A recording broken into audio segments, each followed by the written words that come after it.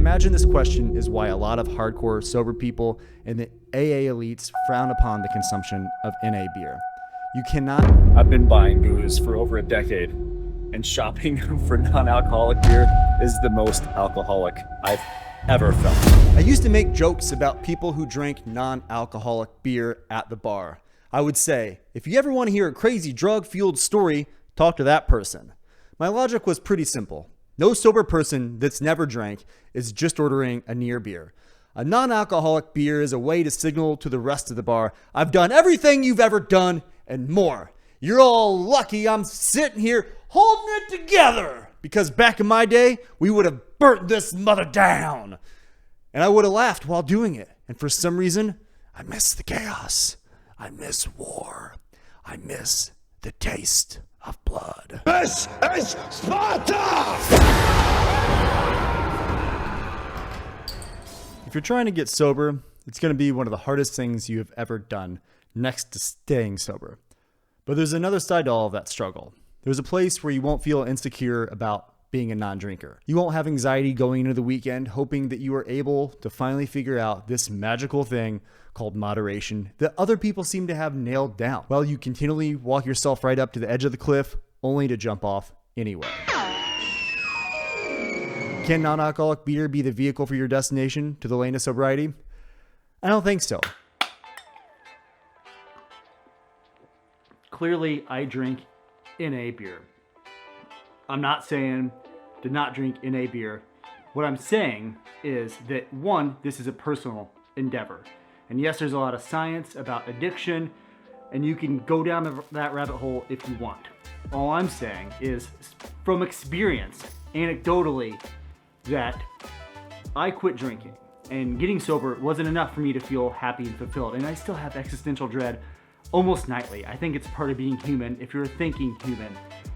Anyway, I had to change my lifestyle, and that's kind of what this channel is about. It's also about learning about the science and me trying to figure out why, for me, I can't moderate.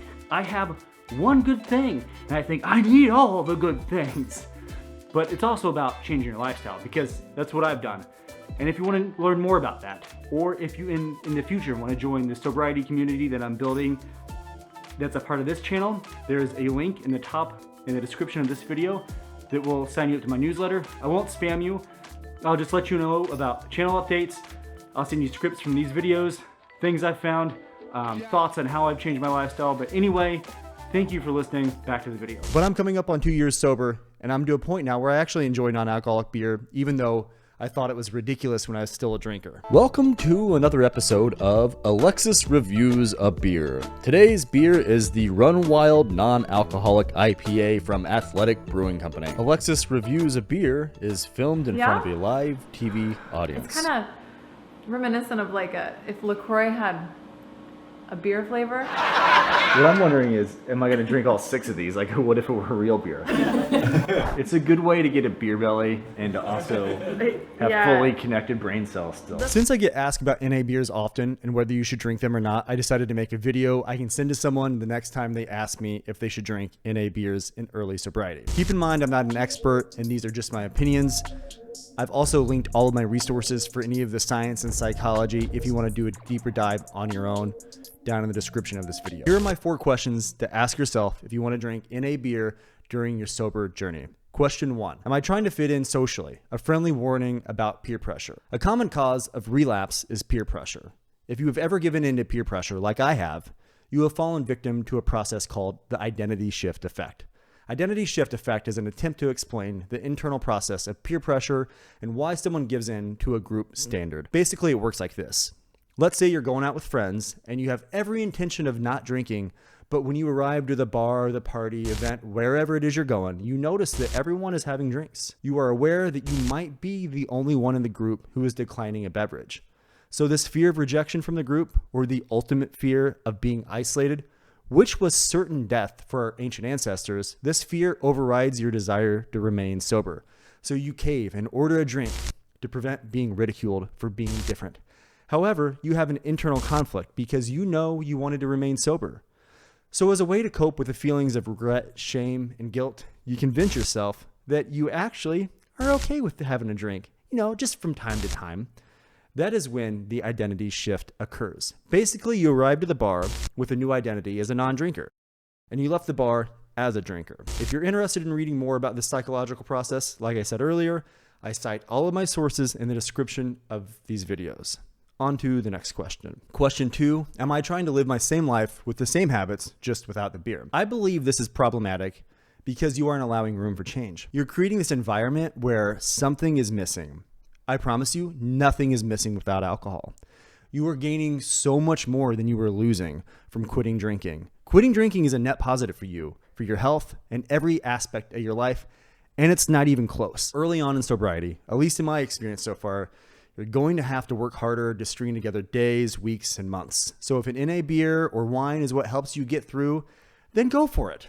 I intuitively believe this is fine, but if you have a science background and you think what I'm saying is incorrect because of cognitive functioning or whatever, please, again, I'm not an expert, but let me know in the comments. However, my current opinion is do whatever you need to do to keep alcohol out of your system, but don't just stop there. Start experimenting with new habits that are healthy for you. Find one you like and start incorporating it into your life. Personally, I started enjoying running and competing in races, and after one of those, I will enjoy an NA beer after a long run. But I had to start running, and I had to stop sitting around on the weekends doing nothing. Embracing a sober lifestyle has been much easier for me because my new active lifestyle benefits greatly from me not being hungover and fully optimal on the weekends. Question 3. Ask yourself, why am I trying to get sober? Personally, I wanted to stop being an asshole. I wanted to be a good role model for my kids, and I wanted to stay relatively fit and stop renting the Avett Brothers documentary every 4 to 6 weeks on HBO Max because I'd be sitting there drunk, alone on the couch, and I'd forget that I'd already seen it a dozen times or more. It is a great documentary, but joking aside, this last question, it's more of a focus point. Focus on why you're trying to get sober and why you want to stay sober. If an NA beverage helps facilitate personal growth, then go for it. Then the last and probably most important question to ask yourself. Question 4, do I think NA beer will trigger a relapse? I imagine this question is why a lot of hardcore sober people and the AA elites frown upon the consumption of NA beer. You cannot know if non-alcoholic beer is going to lead to the consumption of real alcohol unless you experiment. You can have your hypothesis all you want, but until you do the experiment and data analysis, you cannot draw any conclusions. This can be a slippery slope, so please, please, please keep in mind that the first questions about trying to fit in socially. Your desire to not be the outcast can be very dangerous. Shifting your identity and redesigning your life is going to be hard enough when you're alone. It might be even harder when you're around people and engaging very similar habits from your life previously as a drinker. In conclusion, don't feel bad about drinking NA beer. I'm in several sobriety groups on Facebook, and I've heard countless stories of people finding themselves on the verge of relapse inside of a liquor store. And instead of buying whatever they used to drink, they opt for a non-alcoholic beer or wine instead. This is a victory, and it should be celebrated as one. After all, we are trying to quit drinking because we don't like how we used to feel about ourselves when we became inebriated. We don't like being hungover, grumpy, anxious, late, whatever it was. Non-alcoholic beer is a great way to avoid all of these feelings. Personally, I don't like the lifestyle attached to my alcohol use, so NA beverages alone weren't enough to get me to a place of feeling fulfilled and confident. So if you're anything like me, don't just settle for an alcoholic's life without alcohol. Start exploring and building a new life for yourself. And I promise you, it will be one of the best things you've ever done. Peace.